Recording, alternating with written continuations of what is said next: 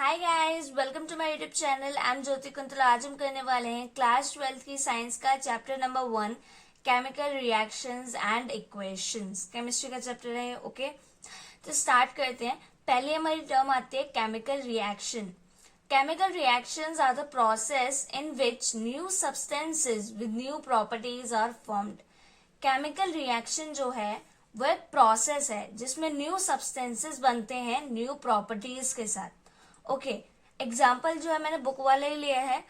ठीक है, अब मैग्नीशियम को हम जो है रिएक्ट करके दिखवाए। यहाँ पे मैग्नीशियम का जो है रिएक्ट किया है। ठीक है, मैग्नीशियम अब हमने उसे रिबन के फॉर्म में लिया है। ठीक है, और ऑक्सीजन जो हमारी एयर में है, अब हमने उसे हीट किया है। ठीक है, आग दी है उसको, तो वो क्या बना है, मैग्नीशियम ऑक्साइड। तो यहाँ पे ये जो प्रोसेस है, ये जो कन्वर्जन हुआ है, ठीक है, ये केमिकल रिएक्शन है। ठीक है, अब यहाँ पे कुछ नहीं, इसमें वही दिया हुआ है कि आपका जो बर्निंग जलाने से पहले आपके मैग्नीशियम जो कि रिबन की फॉर्म में आपने लिया है उसको साफ किया है हमने सैंड पेपर से। फिर आता है आपका chemical equation, the method of representing a chemical reaction with the help of symbols and formulas of the substances involved in it is known as a chemical equation.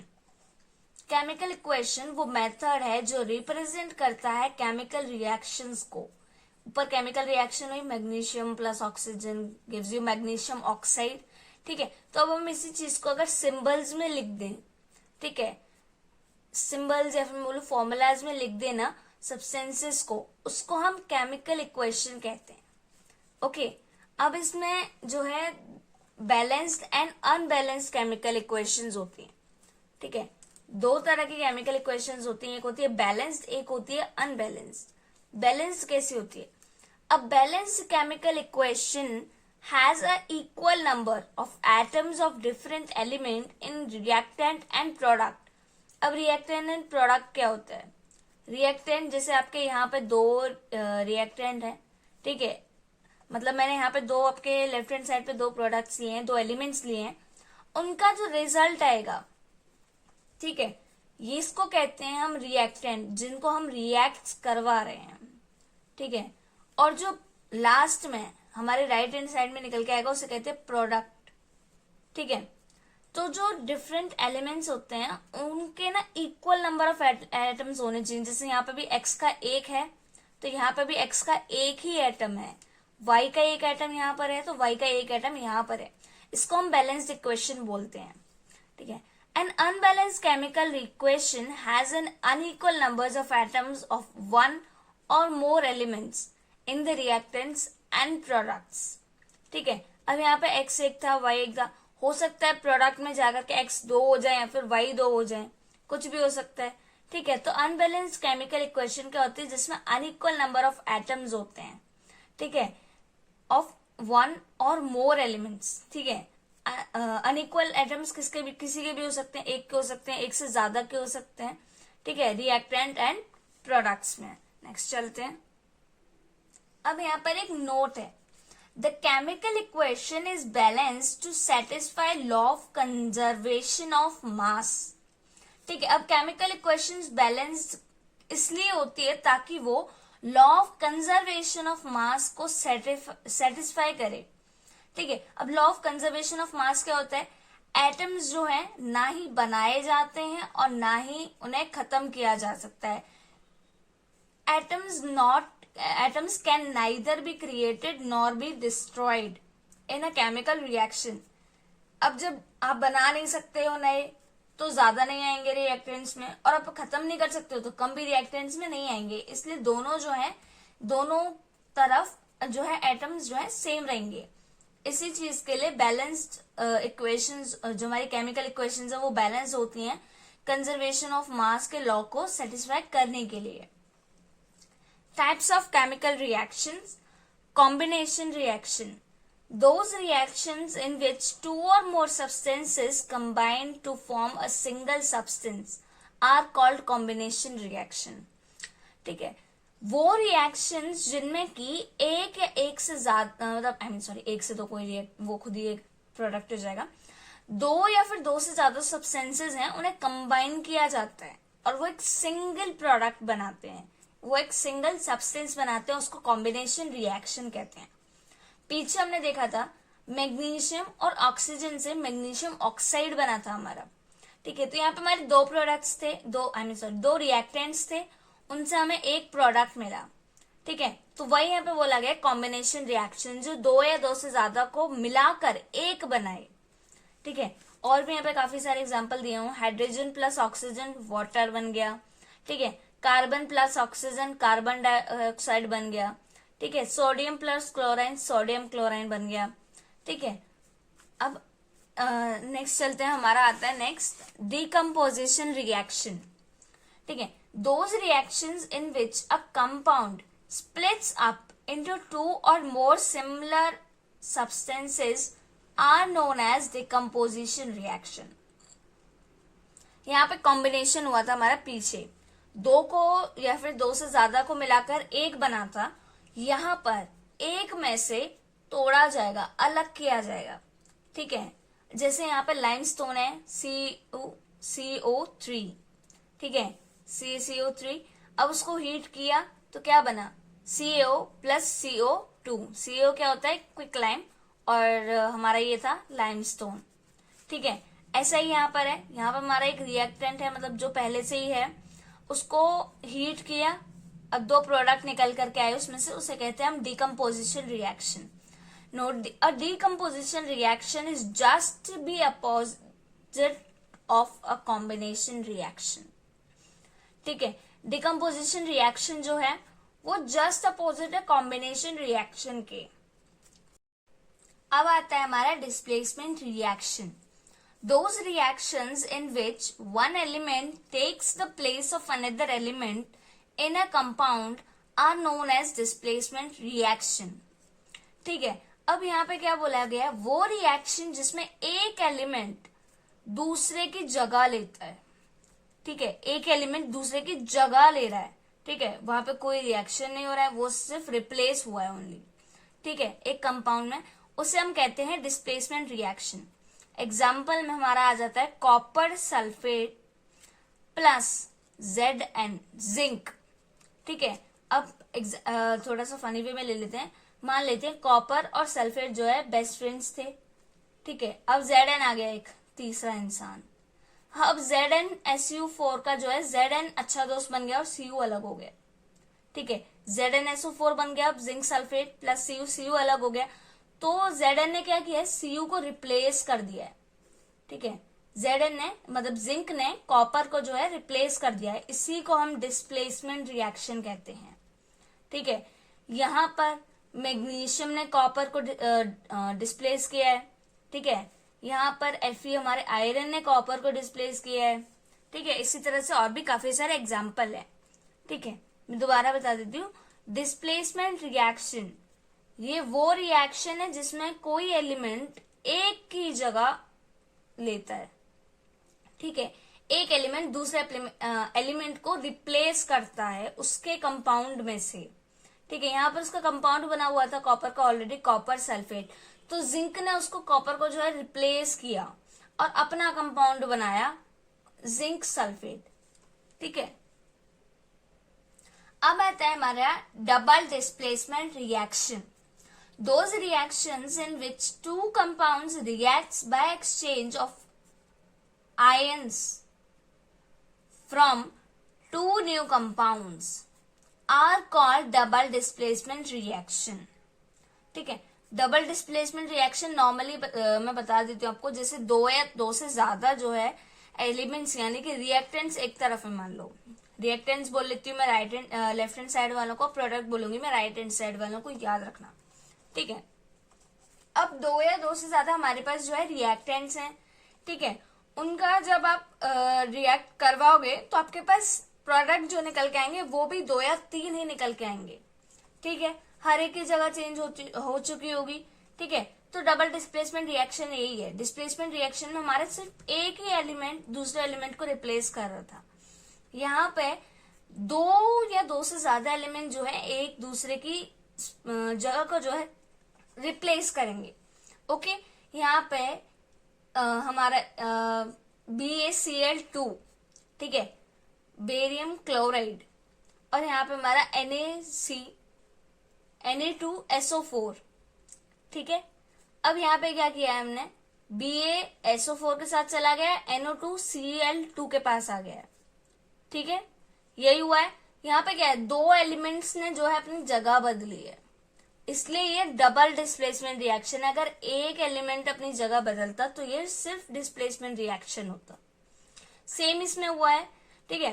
Ag जो है Cl के पास चला गया है और Na जो है NO3 के पास आ गया है, ठीक है। अब इसमें नोट आता है आपका, any reaction in which N insoluble solid is formed that separates from the solution is called a precipitation reaction। किसी भी रिएक्शन में से अगर एक इनसॉल्युबल सॉलिड जो है फॉर्म्ड होता है और सेपरेट हो जाता है सॉल्यूशन में से, ठीक है, उसको हम प्रिसिपिटेशन रिएक्शन कहते हैं, ठीक है। अब इसमें आता है हमारा नेक्स्ट एक और, अभी नोट खत्म नहीं हुए हैं, ठीक है। Those reactions in which heat is evolved are known as an exothermic reaction, ठीक है।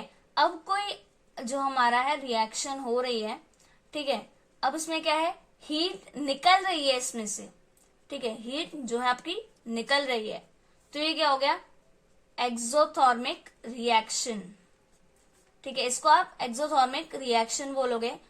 और अगर आप हीट देते हो, those reaction which takes place due to heat are called endothermic reaction. ये रिएक्शन क्या है, अपने आप हुआ है और इसमें से हीट निकली है बाद में, ठीक है, जब हमारे पास जो है प्रोडक्ट आ गया उसके बाद इसमें से हीट निकली है। अब कोई आपका जो है एलिमेंट है, कोई रिएक्शन आपकी हो रही है, x + y = xy, I am sorry arrow आता है, ठीक है। अब यहाँ पे क्या है, इन दोनों ने हीट लिया है, ठीक है, इन दोनों ने हीट लिया है प्रोडक्ट देने के लिए, इसको हम एंडोथर्मिक रिएक्शन कहते हैं, ओके। सेम चीज जो आपको ऊपर है, ठीक है, बस मैंने यहाँ पे आपको एग्जांपल बता दिया है। इसने अपने जो रिएक्टेंट है प्रोडक्ट दे दिया, उसके बाद हीट आई है, और यहाँ पे रिएक्टेंट्स को हीट चाहिए प्रोडक्ट देने के लिए, ठीक है, डिफरेंस समझ आ गया। All the combination reactions are called exothermic reactions. जो जितनी भी सारी कॉम्बिनेशन रिएक्शंस होती हैं उसको हम एक्सोथर्मिक रिएक्शन कहते हैं, क्योंकि वो हीट देती हैं, ठीक है। उसके बाद हमारा आता है ऑक्सीडेशन एंड रिडक्शन रिएक्शन, ठीक है। ऑक्सीडेशन क्या होता है, पहले ये देख लो। ऑक्सीडेशन यानी कि एडिशन होगा ऑक्सीजन में, कोई भी रिएक्शन हो रहा है उसमें और ऑक्सीजन का जो है एडिशन होगा किसी भी सब्सटेंस में, उसे हम ऑक्सीडेशन बोलेंगे। या फिर मैं बोलूं जब हाइड्रोजन का रिमूवल होगा तब भी उसे हम ऑक्सीडेशन ही बोलेंगे, ठीक है। Remove of electrons is known as oxidation. Electrons जो है जाएंगे तब भी हम उसे ऑक्सीडेशन ही बोलेंगे। अब इसका सेम उल्टा है रिडक्शन हमारा, हाइड्रोजन आएगा ऐड होगा उसे रिडक्शन बोलेंगे। पहले क्या था, हाइड्रोजन जा रहा था, अब हमारा हाइड्रोजन आ रहा है, ठीक है। फिर नेक्स्ट है रिमूवल ऑफ ऑक्सीजन। ऑक्सीडेशन में एडिशन हो रहा था ऑक्सीजन का, इसमें रिमूवल हो रहा है, ठीक है। थर्ड है एडिशन ऑफ इलेक्ट्रॉन्स, और पहले वाले में ऑक्सीडेशन में रिमूवल ऑफ इलेक्ट्रॉन्स हो रहा था, याद रखना मैं रिडक्शन का बता रही हूँ, ठीक है।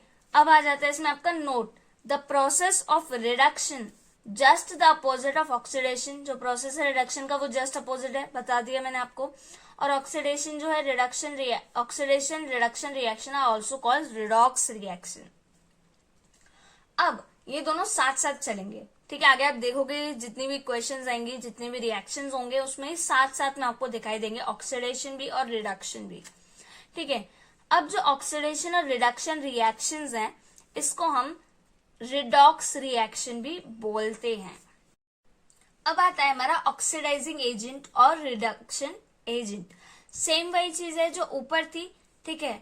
जो सब्सटेंसेस हमें ऑक्सीजन देते हैं उसे हम ऑक्सीडाइजिंग एजेंट कहते हैं, और जो सब्सटेंस हम जो है हाइड्रोजन को रिमूव करते हैं उन्हें भी ऑक्सीडाइजिंग एजेंट कहते हैं, ठीक है। ऊपर भी वही था, ऑक्सीजन का ऐड हो रहा था, ठीक है, और हाइड्रोजन का रिमूवल हो रहा था। सेम यहाँ पे हो रहा है, ठीक है, जो ऑक्सीजन को दे रहे हैं, जो ऑक्सीजन को ले रहे हैं, ठीक है, सॉरी, विच गिव्स ऑक्सीजन, जो सब्सटेंसेस ऑक्सीजन देता है, और जो सब्सटेंसेस हाइड्रोजन को रिमूव करते हैं, ठीक है, वो ऑक्सीडाइजिंग एजेंट्स होते हैं। रिडक्शन एजेंट्स क्या होते हैं आपके, जो हाइड्रोजन को देते हैं और ऑक्सीजन को रिमूव करते हैं। नहीं समझ आया ना, कोई बात नहीं, ऊपर का आप याद रखना, सेम वही चीज है, ठीक है। एडिशन ऑफ हाइड्रोजन में बोलूं तो, अगर इसे addition of hydrogen and removal of oxygen, और इसको बोलूं तो addition of oxygen and removal of hydrogen, ठीक है, इतना ही याद रखना, इतना ही इंपॉर्टेंट, और यही चीज इसमें बोली गई है, कुछ अलग से नहीं है। अब इसमें हमारा एग्जाम्पल आ जाता है, ठीक है, CO प्लस H2। अब हमने इसमें हीट दी है, याद रखना, ठीक है। यहाँ पे क्या हो रहा है, एंडोथर्मिक रिएक्शन, ठीक है, जिसमें हीट निकलती है वो एक्सोथर्मिक, और जिसमें हीट लगती है वो होती है एंडोथर्मिक रिएक्शन, ठीक है। उसके बाद हमारे जो प्रोडक्ट्स आए हैं वो है Cu प्लस H2O।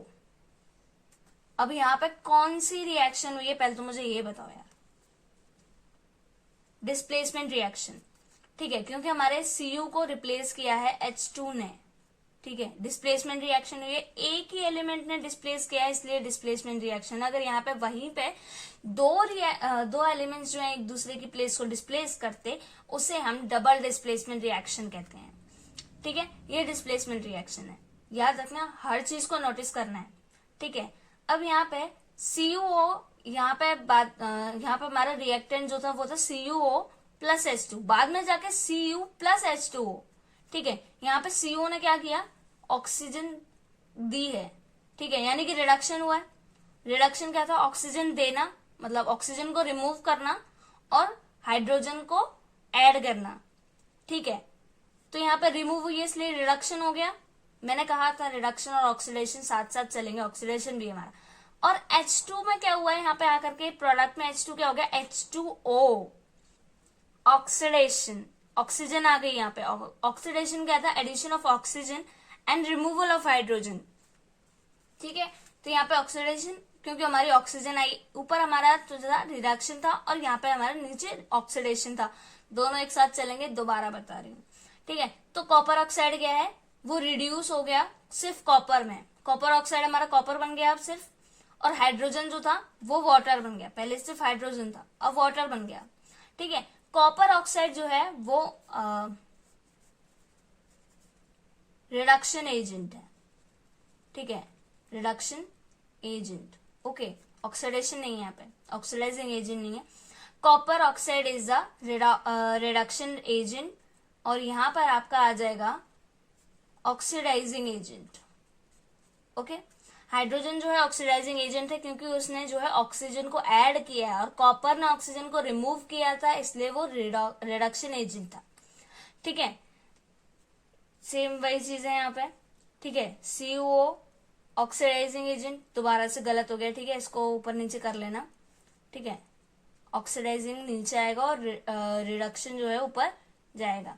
CuO जो था वो रिड्यूसिंग एजेंट था, और हमारा H2 जो था वो ऑक्सीडाइजिंग एजेंट था, भूलना मत, दोबारा बोल दिया, ये ऊपर नीचे जाएगा, ठीक है, गलती से अलग लिख गया है, ठीक है। अब यहाँ पे और भी आपके बहुत सारे एग्जाम्पल हैं, H2S प्लस Cl2, ठीक है, यहाँ पे डिस्प्लेसमेंट रिएक्शन हो गया है यहाँ पे, ठीक है, डिस्प्लेसमेंट हो गई है। फिर H2S, यानी कि यहाँ पे क्या बच गया, S, हाइड्रोजन चली ही गई, ठीक है, ये ऑक्सीडेशन हुआ है, ठीक है। अब Cl2 और HCl, यहाँ पे हाइड्रोजन आई है, ये रिडक्शन होता है, ठीक है। अब सेम वही चीज यहाँ पे आपकी चलती रहेगी, ठीक है। हाइड्रोजन और ऑक्सीजन को आपको अच्छे से याद रखना है, कहाँ पे हाइड्रोजन जा रही है, कहाँ पे हाइड्रोजन आ रही है। नेक्स्ट हमारा आता है रिडॉक्स रिएक्शन, सेम चीज थी, मैंने आपको पहले भी नोट में बता दिया था कि जहां पर आपकी जो ऑक्सीडेशन है, ऑक्सीडेशन रिएक्शन, और आपका जो रिडक्शन रिएक्शन है, उन दोनों को रिडॉक्स रिएक्शन कहा जाता है। Reaction in which reduction and oxidation takes place simultaneously, और मैं बोलू साइड बाय साइड, ठीक है, side by side, are called redox reaction, ठीक है। जहां पर ऑक्सीडेशन और रिडक्शन जो है आपका साथ साथ चल रहा है, उसको हम रिडॉक्स रिएक्शन बोलते हैं, ठीक है, और ये साथ में ही आएगा मोस्टली आपका, ठीक है। ये भी कुछ आपके एग्जाम्पल्स हैं इस चीज के, ठीक है, देख लेना और एग्जाम्पल आपको याद करना बहुत जरूरी है। अब आता है हमारा corrosion, the process of deterioration, damaging or spoiling of any metal when it's came in contact with air and water is called corrosion. Simple example, जैसे कि आपका आयरन लेके चलता है, अगर वो एयर या वाटर के कांटेक्ट में आता है तो उस पे क्या होता है, जंग लगने लग जाती है, ठीक है। ये जो प्रोसेस होता है इसको हम कोरोजन कहते हैं, ठीक है। एग्जाम्पल आ गया rusting of iron, formulation of green layer of copper, या फिर मैं बोलूं जो कॉपर की ग्रीन मतलब एक तरह से ग्रीन लेयर जो लग जाती है, ठीक है, copper due to the reaction with atmosphere CO2 presence of moisture, ठीक है। इस इतना समझो, मॉइस्चर की वजह से जो ग्रीन लेयर आपकी लग जाती है, आपने बहुत बार देखा होगा, ठीक है। Termination of silver, that is formation of black layer. अब आप देखते हो आपकी मम्मी वगैरह जो है नॉर्मली यूज करती हैं पैरों में पहनना कुछ पायल वगैरह, तो आप देखोगे कि वो जब न्यू आती है तो बहुत चमक रही होती हैं, वहीं पे वो कुछ टाइम बाद जो ब्लैक पड़ जाती हैं, इसी वजह से एयर और वाटर के कांटेक्ट में आने की वजह से, ठीक है। प्रिवेंशन कैसे होगा कोरोजन का, it can be prevented by painting, paint की वजह से, बॉइलिंग की वजह से, ग्रीसिंग की वजह से, ठीक है, ऑयलिंग, ठीक है, इलेक्ट्रोप्लेटिंग वगैरह एक्सेट्रा, ठीक है। उसके बाद हमारा नेक्स्ट टॉपिक आता है रेंसिडिटी, ठीक है, the condition produced by aerial oxidation of fats and oils in food marked by unpleasant smell and taste is called rancidity, ठीक है। अब एक कंडीशन प्रोड्यूस होती है एरियल ऑक्सीडेशन की वजह से, फैट्स और ऑयल की वजह से फूड्स में, वो होती है उनके अनप्लीजेंट स्मेल, बहुत गंदी स्मेल आने लग जाती है, टेस्ट उनका खराब हो जाता है, आप देखते हो, ठीक है। तो ये कब होता है, जब वो खराब हो जाते हैं, ठीक है। आपने बहुत बार ब्रेड को देखा होगा, एयर और वाटर के उसमें कांटेक्ट में आने की वजह से उस पर क्या होता है, फफूंद लग जाती है, एक स्मेल आने लगती है बहुत गंदी, और बहुत गंदा उसका टेस्ट हो जाता है, ठीक है। तो अब मैं इसको दूसरी लैंग्वेज, तो अब इसकी हमारी डेफिनेशन होगी, अब इसको दूसरे तरीके से भी बोल सकते हैं, whenever any oily or fried material is left open or comes in contact with atmospheric air, its taste and smell changes due to the oxidation of oil and the food material became rancid. This process is called rancidity, ठीक है। कभी भी जो oily और fried material food होता है उसे खुला छोड़ दिया जाता है, ठीक है, मतलब वो बाहर रह जाता है, मैं एक तरह से बोलूं, वो एटमॉस्फेयर अगर वो एटमॉस्फेरिक एयर के कांटेक्ट में आ जाता है तो उसका जो टेस्ट होता है, स्मेल होता है, वो चेंज हो जाती है, क्योंकि ऑयल का ऑक्सीडेशन हो जाता है, ठीक है, due to the oxidation of oil and the food material became rancid, of food material जो है खराब हो जाता है, इस प्रोसेस को हम रेंसिडिटी बोलते हैं, ठीक है। अब आते हैं प्रिवेंशन ऑफ रेंसिडिटी, ठीक है। It can be prevented by storing the food material in air tight container, इसको प्रिवेंट किया जा सकता है फूड मटेरियल को एयर टाइट कंटेनर में स्टोर करके, ठीक है, और subjecting it to an antioxidant such as nitrogen gas, ठीक है, या फिर उसको नाइट्रोजन गैस के अंदर जो रखा जाए, जैसे आपके चिप्स होते हैं, आपका जो पैक्ड मटेरियल आता है उसमें नाइट्रोजन गैस आपको मिलती है, ठीक है, इसकी वजह से ही आपका जो प्रोडक्ट है वो खराब नहीं होता है, ठीक है। By using air tight and light protective packaging, by using antioxidants like vitamin A and C, by using species as rosemary and sage, इनको भी रखते हैं तो जो आपका खाना है वो खराब नहीं होता, by filling nitrogen gas in chips containers, इन सब तरीके से जो है आपकी रेंसिडिटी जो है प्रिवेंट होती है।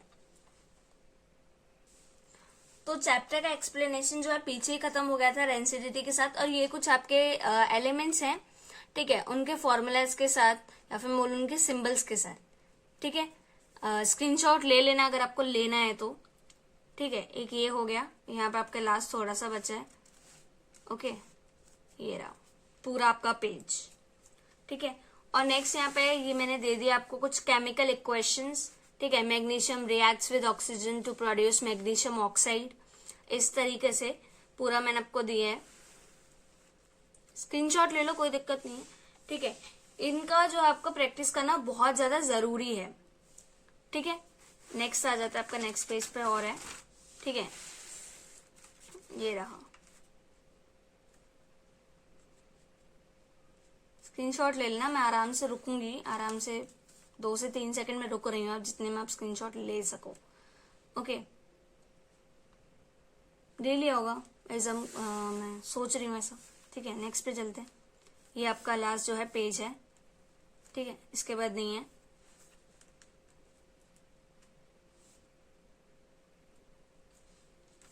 सो इसके साथ आपका जो है एक्सप्लेनेशन इस चैप्टर का खत्म होता है। ठीक है, मैं अपनी तरफ से जितनी क्वेश्चंस दे सकती थी मैंने दिए हैं। ठीक है, और अगर आप चाहें तो आप बुक में से भी प्रैक्टिस कर सकते हैं।